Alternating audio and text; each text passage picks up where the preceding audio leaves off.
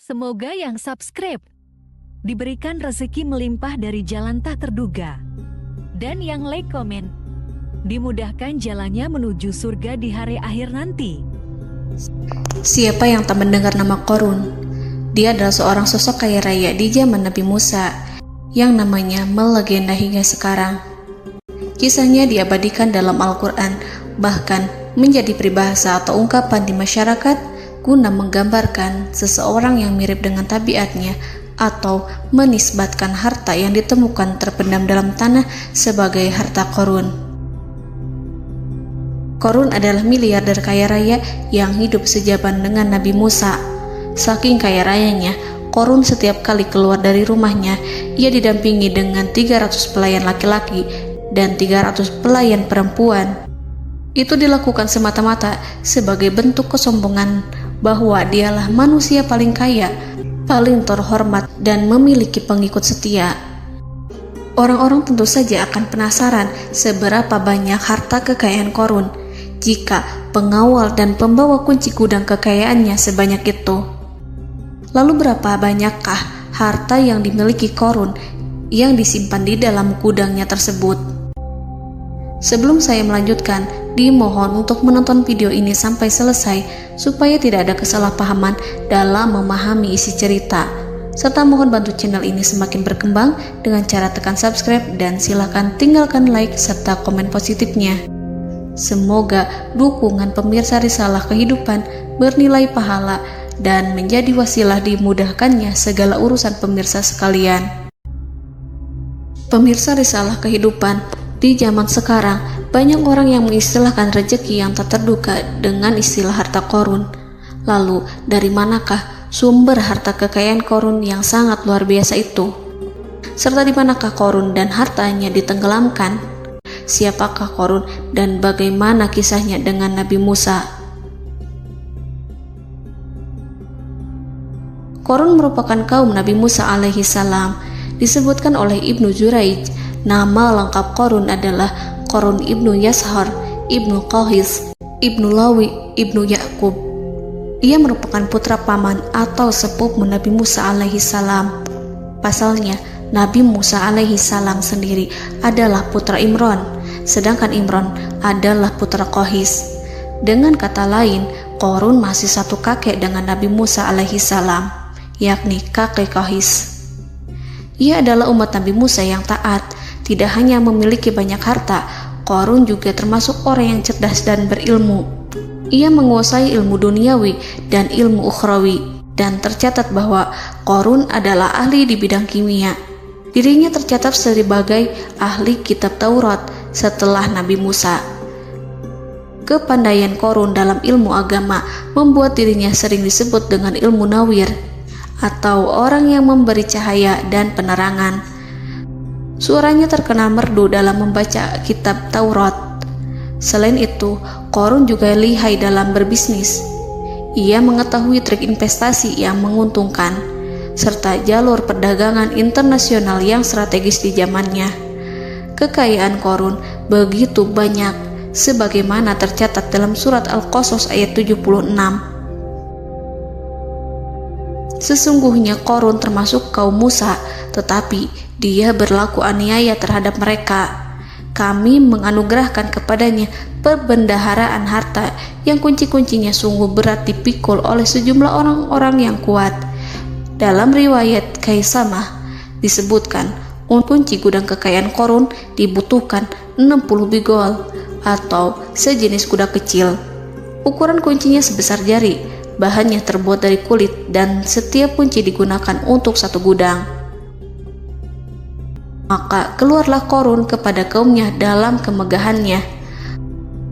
Para ulama tafsir menjelaskan, Qorun keluar dengan mewah diiringi dengan 300 gadis berbaju merah dan 4.000 kendaraan kuda. Tak heran, iring-iringan Qorun itu mengundang decak kagum mereka yang gandrung terhadap harta kekayaan, sebagaimana yang terekam dalam ayat Al-Quran. Moga-moga kiranya kita mempunyai seperti apa yang telah diberikan kepada Qorun. Sesungguhnya ia benar-benar mempunyai keberuntungan yang besar. Quran Surat Al-Qasas ayat 79. Namun tak sedikit kaumnya yang mengingatkan. Ingatlah ketika kaumnya berkata kepadanya, "Janganlah engkau terlalu bangga, sesungguhnya Allah tidak menyukai orang-orang yang terlalu membanggakan diri," atau farihin. Ulama menafsirkan istilah farihin di sana juga berarti takabur, zolim, berbuat kerusakan, arogan, dan tak mau bersyukur terhadap nikmat. Mengenai dari mana asal-usul kekayaan Qarun, ada beberapa riwayat yang memberitahukan tentang asal-usul kekayaan Qarun.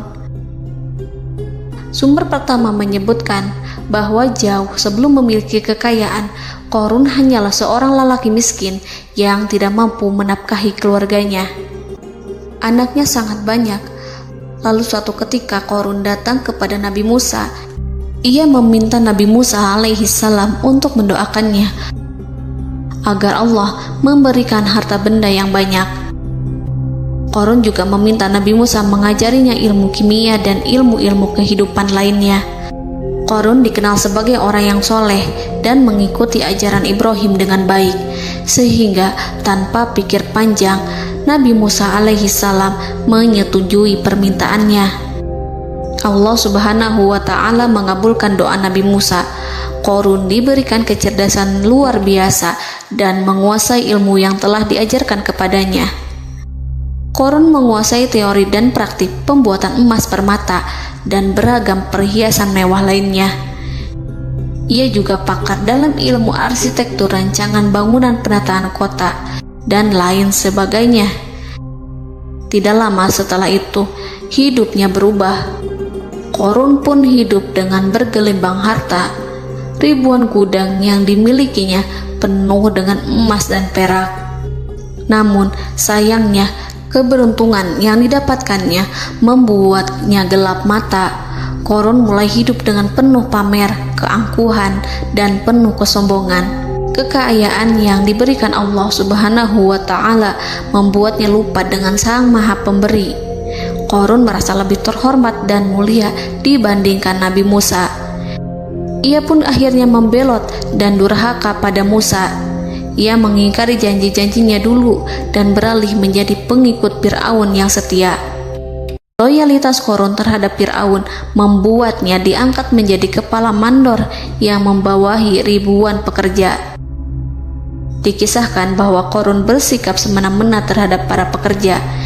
Ia tega memotong upah mereka. Ia melakukan korupsi demi membangun istana dan kemegahannya sendiri, dan untuk membangun gudang-gudang penyimpanan harta yang telah ia kumpulkan jauh-jauh hari.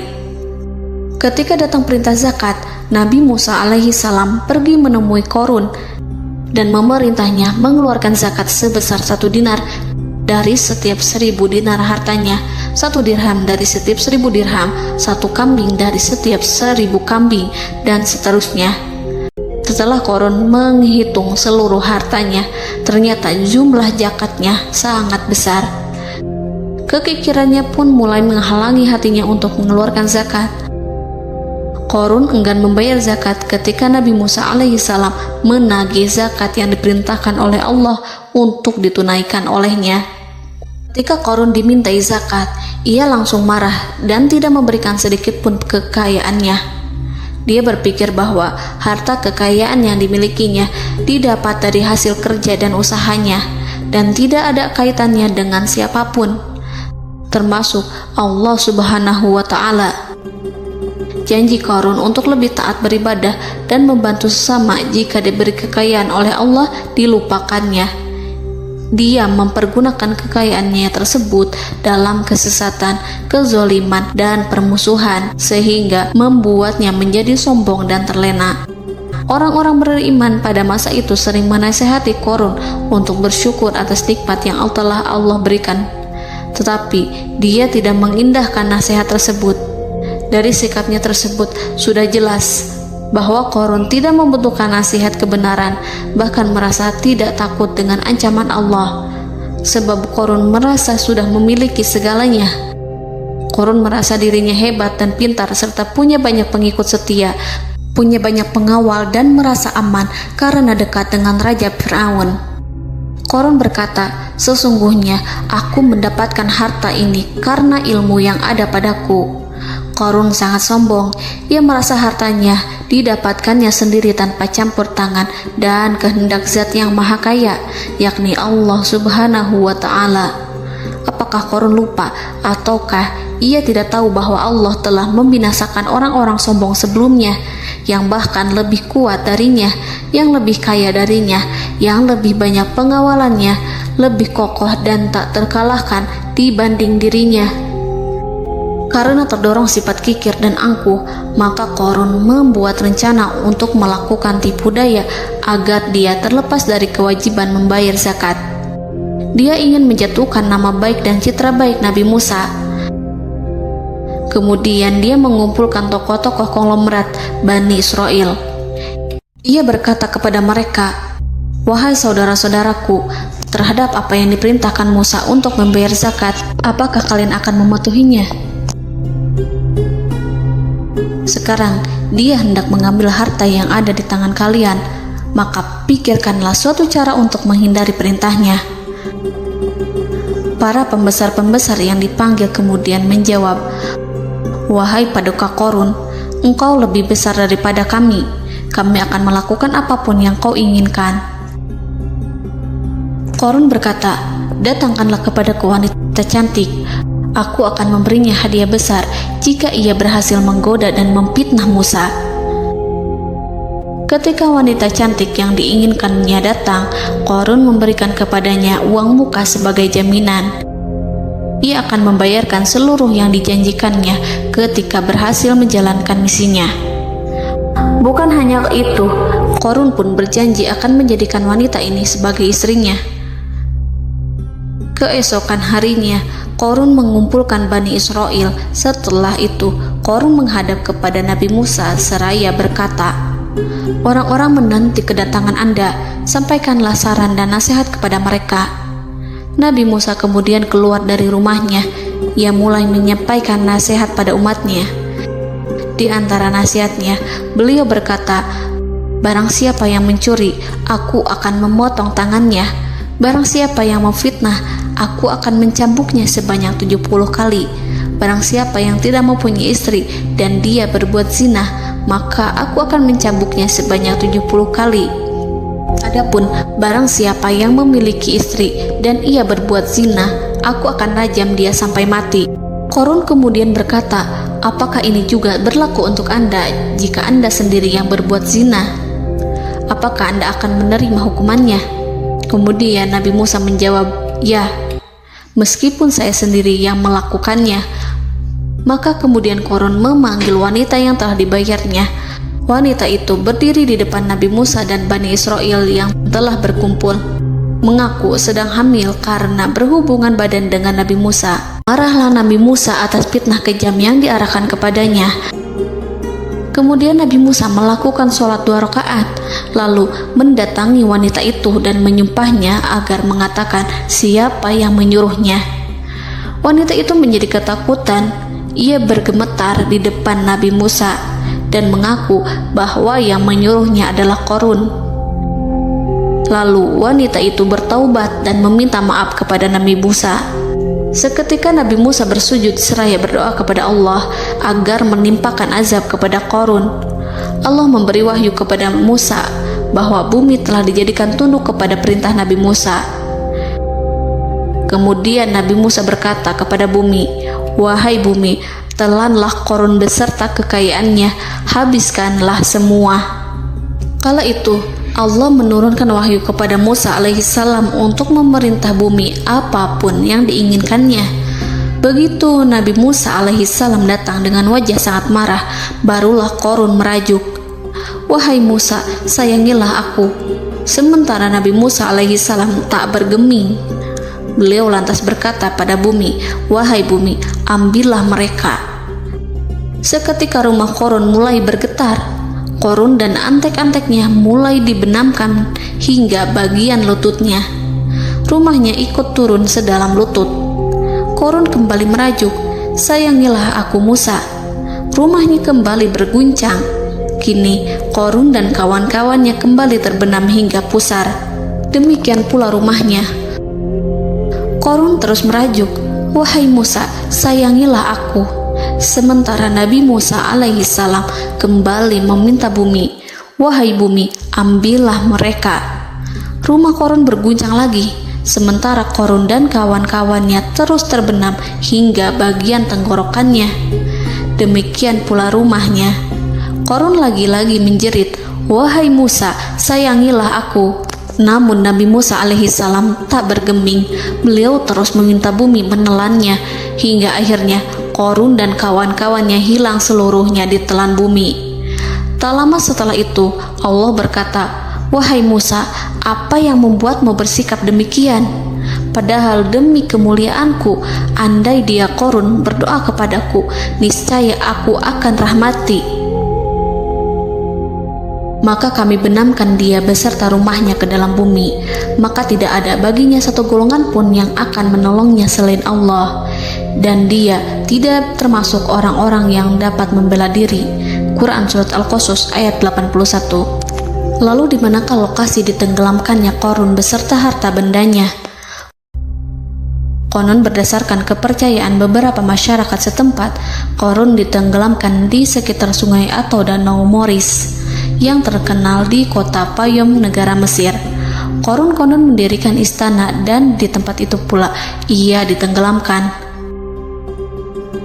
Dahulu, Korun berkeinginan membangun sebuah istana, namun tidak diizinkan oleh Fir'aun jika istana itu dibangun di samping istana Fir'aun. Terlebih, Korun juga tidak ingin membangun istana di tengah pemukiman Bani Israel yang terletak di tanah Jasan. Fir'aun pun memberikan tanah di wilayah Fayom. Kemudian di tepi sungai Payom inilah Korun membangun istananya yang megah, dan di dalamnya ia membangun Al-Khunuj, gudang penyimpanan harta berisi emas dan perak. Salah satu bukti arkeologis yang dapat dijumpai di lokasi tersebut adalah runtuhan bangunan yang diduga sebagai tempat tinggal Korun yang berjarak sekitar 2 km dari Danau Korun. Menurut beberapa sumber, bangunan yang masih berdiri kokoh tersebut adalah benteng yang dibangun oleh Korun. Namun ada juga yang mengatakan bahwa bangunan tersebut adalah tempat tinggalnya. Wallahu a'lam. Semoga kita semua dijadikan orang yang Allah mampukan menjadi orang kaya namun tidak seperti Korun,